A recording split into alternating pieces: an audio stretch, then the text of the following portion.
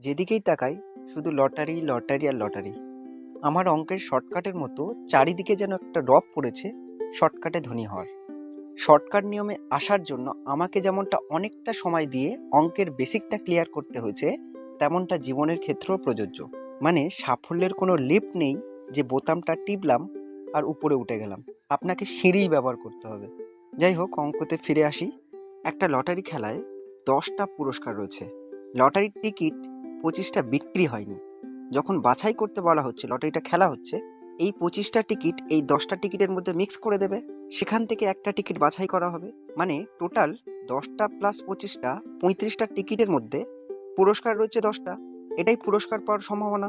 মানে 10/35 কাটাকুটি করলে 5 দুগুণে 10, 5 সাতে 35, 2/7 অংশ হচ্ছে পুরস্কার পাওয়ার সম্ভাবনা। পার্সেন্টের জন্য 100 দিয়ে মাল্টিপ্লাই করব, তো এটা দেখবে 28.6 সামথিং পাবে। মানে পুরস্কার পাওয়ার সম্ভাবনা 28%।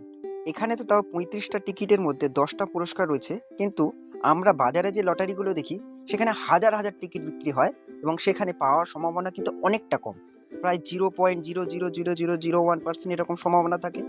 তো ভিডিওটা একটু শেয়ার করে দিও, যাতে এই সম্ভাবনাটা দেখে কিছু মানুষ এই লটারি নামক ভয়ঙ্কর অদৃশ্যমান দানবের হাত থেকে যাতে মুক্তি পায়।